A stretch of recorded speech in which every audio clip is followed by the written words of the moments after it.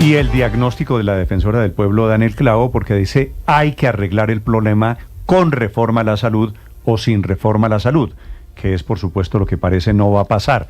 Este Congreso con esta peleadera no parece querer aprobarle la reforma que quiere el presidente. Señora defensora del pueblo Iris Marín, bienvenida, buenos días. Buenos días, Néstor, a usted, a la mesa de trabajo y a toda la audiencia. Defensora, me ha impresionado mucho este diagnóstico, este documento de esta mañana que usted hace sobre salud. ¿Qué cifras ha hecho la Defensoría sobre aumento de quejas y reclamos, sobre aumento de solicitudes, de tutelas, las cifras que mueven el sector de la salud? Sí, bueno, la Defensoría del Pueblo tiene, digamos, un seguimiento permanente al tema de salud y recibe quejas en todo el país por diferentes situaciones de derechos humanos.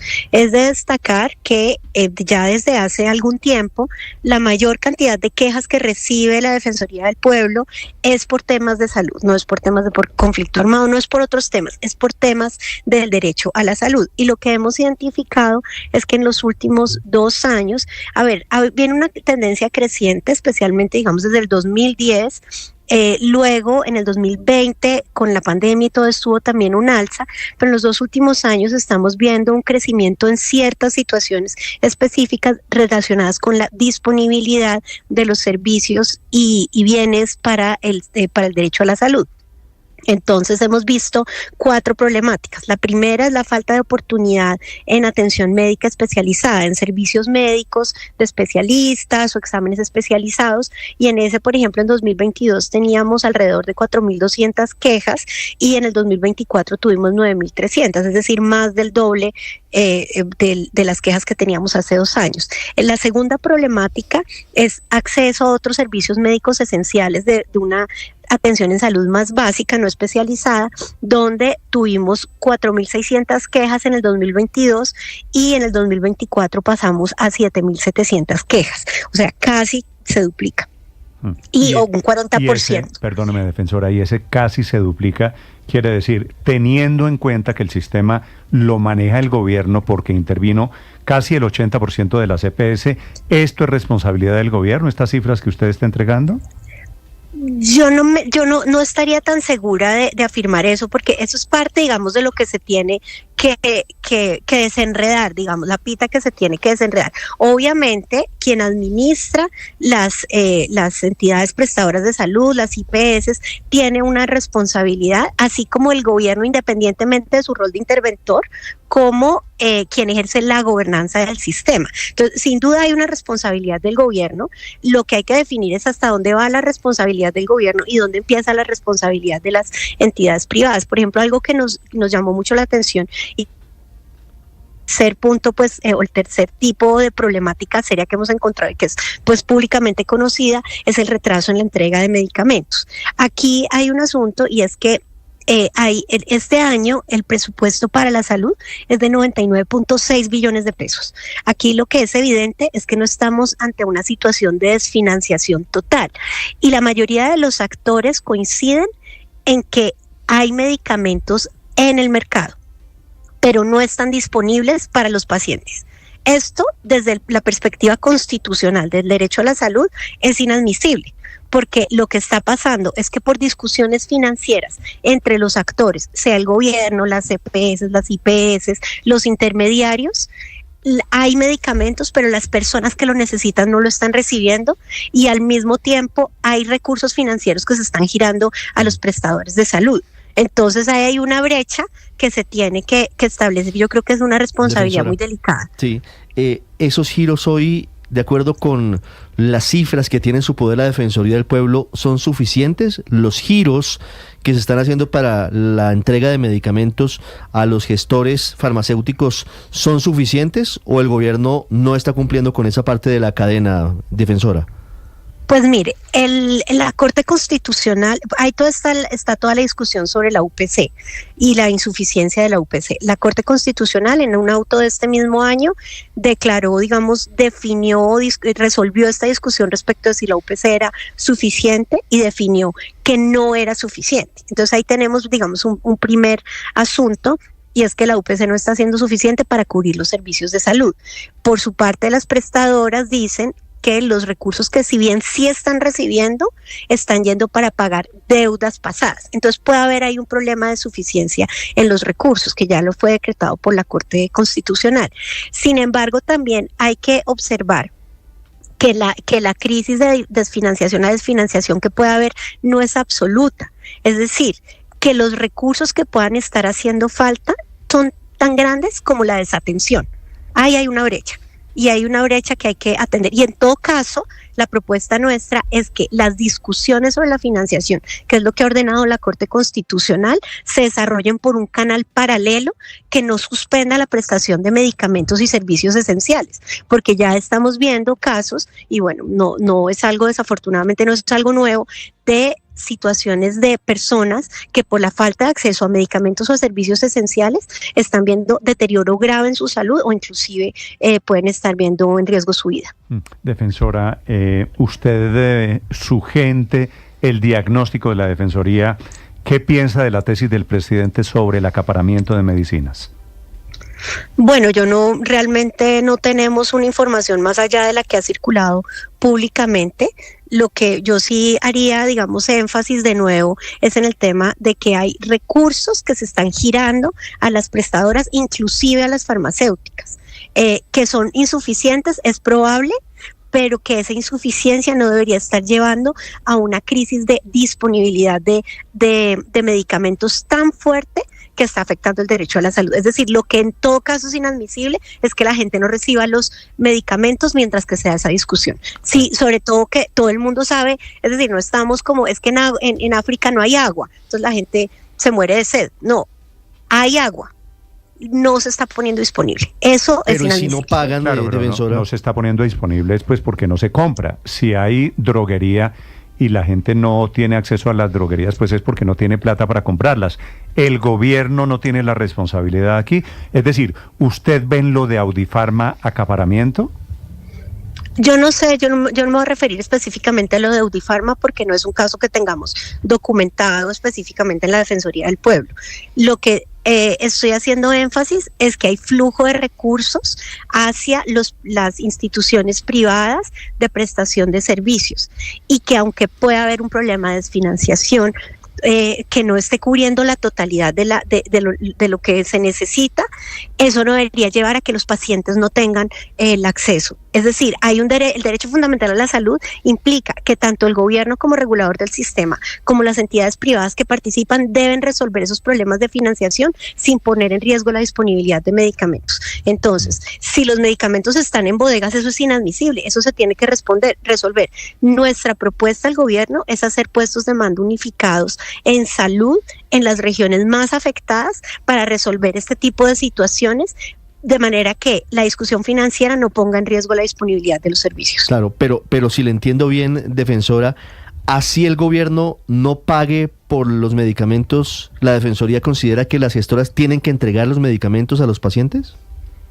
Esa es una regla del sistema, digamos, de los derechos fundamentales, pero además, si esa fuera la situación, sería un escenario distinto.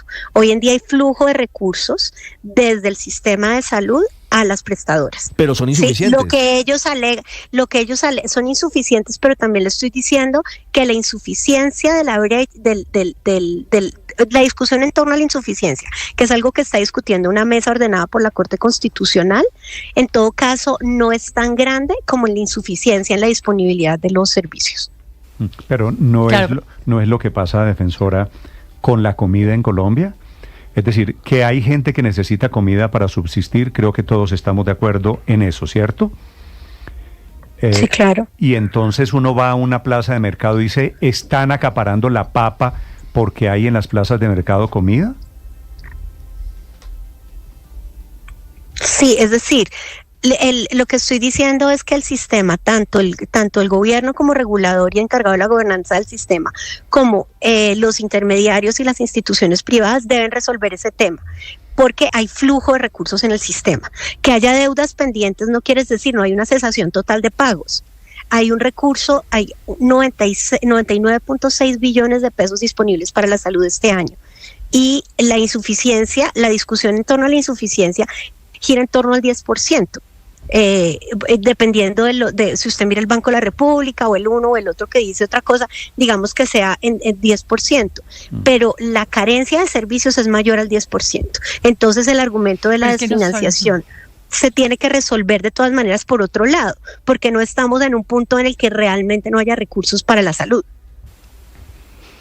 Claro, pero es que, a ver, defensora, lo que pasa es que no solamente es que sean insuficientes los recursos y esa discusión, sino que además están colgados y están al día entre los años 2020 y 2022, pero no les pagan desde el año 2023, 2024 y lo que va del 2025 y por tanto no pueden seguirles fiando. Ustedes precisamente han tenido en cuenta ese pequeño aspecto y es que sencillamente no hay ninguna ley que obligue a nadie a trabajar a pérdida, porque en todas las demás industrias, la que usted quiera, los proveedores pagan como máximo a 90 días, son facturas por cobrar a 3 meses, pero aquí ya estamos hablando de 3 años. Defensora. Sí, esa es la razón por la que es necesario revisar la estructuración del sistema, porque el sistema como está generando esta crisis en la que, digamos, los privados están invocando razones de desfinanciación pasada para no prestar los servicios hoy en día. Y eso es, digamos, como decía, o sea, usted tiene que entender, nosotros hablamos desde la perspectiva de los derechos humanos, y desde la perspectiva de los derechos humanos es inadmisible que haya personas que mueran por falta de disponibilidad de medicamentos o de servicios cuando hay una financiación de 99.6 billones de pesos. Sí. Entonces, eso lo tiene que resolver el gobierno con los privados, y los privados tienen que cobrar sus cuentas un canal distinto que no sea condicionando la entrega de servicios porque, como digo, no hay una cesación total de pagos. Defensora, el discurso y la queja del presidente Gustavo Petro en los últimos 4 o 5 días se ha centrado particularmente en la escasez o acaparamiento, dice él, de la insulina. Pero leyendo su reporte dice que en los últimos 2 años pasamos de 2.123 en 2022 a 5.284 en 2025, casos o reportes de denuncias de personas que no les están entregando sus medicamentos. ¿Cuáles son los medicamentos más pedidos o los que no están entregando, defensora? No tengo aquí el listado, se los podemos compartir más tarde en un listado que tengo detallado de cuáles son los servicios más solicitados. No tengo el listado aquí de los medicamentos. En todo caso, respecto de la preocupación de ustedes, el gobierno puede dar respecto de entregar servicios o medicamentos sin un soporte financiero suficiente. El gobierno puede dar notas de crédito a los prestadores de salud, pero sin que se interrumpa el servicio. Porque lo que está pasando es que los pacientes están quedando atrapados en medio de la discusión financiera. ¿Cuál es la relación que ustedes hacen, señora defensora, a propósito de esta crisis entre la discusión que está en el Congreso de la República en torno a la reforma a la salud y la estabilidad del sistema? Sí, nosotros creemos que la reforma a la salud es conveniente. Sin embargo, la reforma como está sí tiene todavía unos temas que se deben trabajar. Hay un consenso entre los diferentes actores tanto de gobierno, de oposición, los actores del sistema de salud, de que el estado actual del sistema de salud no es compatible con el goce efectivo del derecho a la salud.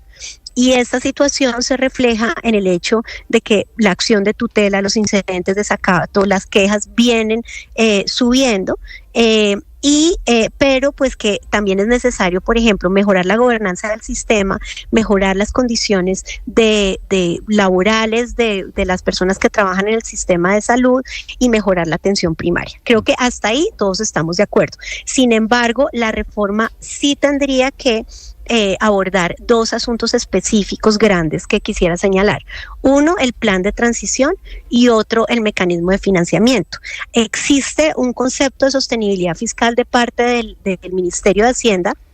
Sin embargo, es un concepto que está condicionado. Dice, si se ponen al día en las deudas pendientes, los recursos serán suficientes. Nos deja otra vez en la misma incertidumbre de si la plata sí está alcanzando o no está alcanzando. Entonces, nuestra propuesta es pedir un concepto de sostenibilidad fiscal complementario al del Ministerio de Hacienda, de un organismo independiente que pueda dar más luces sobre cuáles son los problemas, o digamos que sea independiente de la posición del gobierno para para que nos dé tranquilidad sobre la financiación. Organismo Y esa discusión independiente como cuál, por ejemplo, defensora. tendríamos que pensarlo. Tenemos unas ideas, pero yo no quisiera botarme al agua porque lo queremos discutir con el gobierno. Pero organismos colombianos.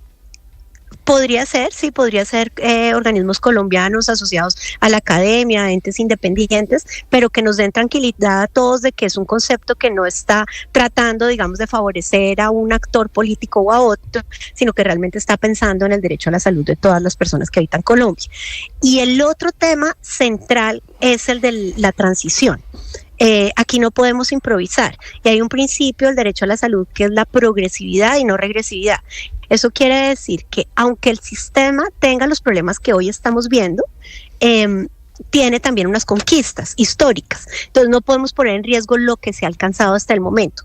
Cualquier reforma debe mantener lo adquirido y ampliarlo, no desmejorarlo. Entonces, para eso es muy importante una transición que fije realmente condiciones, por ejemplo, cuál va a ser la capacidad de la ADRES para hacer todos los pagos del sistema.